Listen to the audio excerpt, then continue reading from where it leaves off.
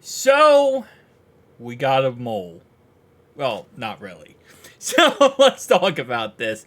Bengals player rips facility after F minus food grade. Guys don't eat at the stadium. So, if you guys do not remember this, this was pretty much going back, I believe, till February, where we got a Cincinnati Bengals report card. And this report card, of course, added a lot of issues. And for the most part, we did good when it came to ownership, head coach, team travel, strength coaches, weight room, training staff, training rooms, etc. But then we also did very much struggle in other categories. Obviously, those categories being food, level, accessories. Treatment of families, we didn't have a, what was it? We didn't have a changing table in the bathrooms for mothers of, the players. Not mothers, but wives of the players.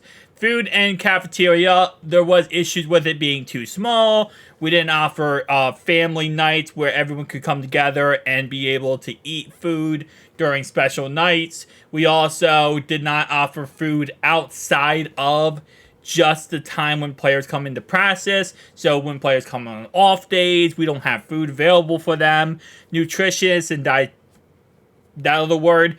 The problem there is we didn't actually have food plans and people who are specializing in making food plans for players, which again can get very difficult for players because not every single player makes millions upon millions of dollars, right? And you might say, well, they still make a lot of money. Yes, but there's also a lot of scam artists out there who will lie and say that they're a food specialist or a nutrition specialist, and the player could follow that person and end up hurting themselves in the end by going by what they are saying, rather than an NFL or a Bengals, team already having guys on the staff that say, hey, listen, we know what we're doing. We're certified by the NFL. We know everything perfect. We're going to help you out here. So it's that type of situation. Everyone has their different opinions. Some people are going to say they make enough money that they should be handling this stuff themselves. Other people are going to be on the other side of the fence and say, hey, listen, the NFL makes enough money, the Bengals make enough money, they should be supplying this to the actual players themselves, and this shouldn't be an issue. Like, this is something that can be fixed very easily and very quickly. It will cost a lot of money, though, and again, whatever. So, we have a player who we do not know who this player is because they want to remain anonymous. But, as it says right here, they said to ESPN, some players don't even eat at the stadium. Now, the player, again, Barshop of ESPN, describes as a veteran, said the food at his Power 5 school was better than what he receives in the NFL. Now, again, we don't know who it is, but is a veteran on our team. This does obviously break down a list of players, and I'm sure the Bengals might look into this and try to figure out who it is. If we see a random veteran get cut, maybe that might be why. Potentially. Again, like I said, we'll have to wait and see what ends up happening. I highly doubt, even if they find out who it is, they would cut the player for it. But the point is, we now have a list of players who it could be. It's a veteran player. It's not a new player, so this is not, what's his name, Yoshi. This is not Chuck Sizzle. Probably not. This is not Jermaine Burton. Kind of some of the newer guys, you would say. This is not Dax Hill. This is not Geno Stone. It's a more older player. Continuing, he said, just diversity of what we had in college, the player said. Diversity of what you can eat that was catered to you. Diversity from a standpoint of having nutritionists that could really set up a certain plan up for you in essence of what your goals were and what catered to you. That's really the biggest thing. When you get here, it's a little bit more basic. Some guys don't even eat at the stadium. And Is it, something that the rest of the NFL teams do go ahead and supply their players? Absolutely yes.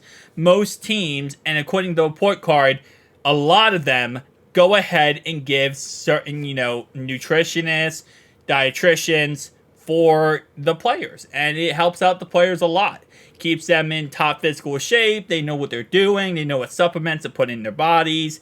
And some of these players, well, yes, they come from college where, they might be the top of their game and the best players possible. Some of them are not. And some of them come from smaller colleges. And they don't know about nutrition. They don't know about all this kind of stuff. They might know the basics, but they don't know enough that will help them play at an NFL level. So I understand both sides of the card here. The people who say, well, they're millionaires and they make more money than I do, so they should, spend the money and get someone who teaches them. But again, there's a lot of people out there who aren't really good people when it comes to, they scam people. They say they're nutritionists, they say they're this, that, and third, and maybe they believe they are, right? But sometimes it's not true. Anyway, we've never had a true nutritionist. It was one of those where it was like, hey, they food staff just made stuff and kind of put it out there. And again, this is a problem that, been kind of going through for the last couple years with the Bengals. And I don't think it's going to get fixed. I really don't. I think this is one of the things where every player could complain about this, and keep in mind that the NFL report cards are based on the players. The players are giving their opinions, and the report cards come out. So these are literally just, again, report cards from the players.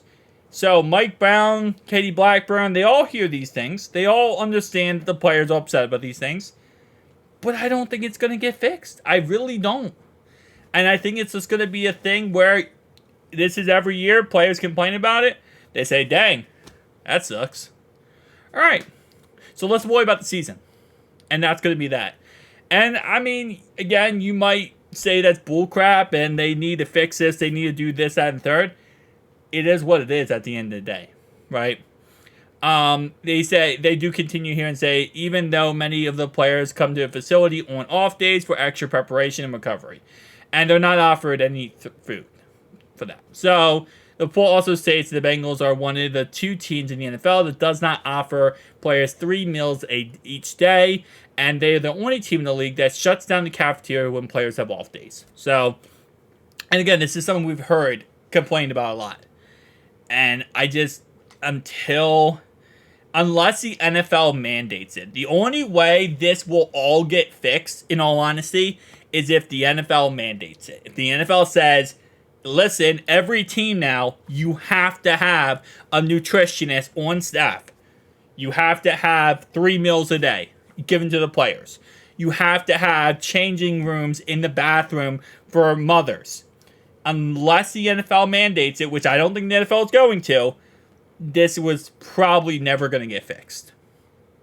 Because this offseason, they did fix some things this offseason. And I say this offseason.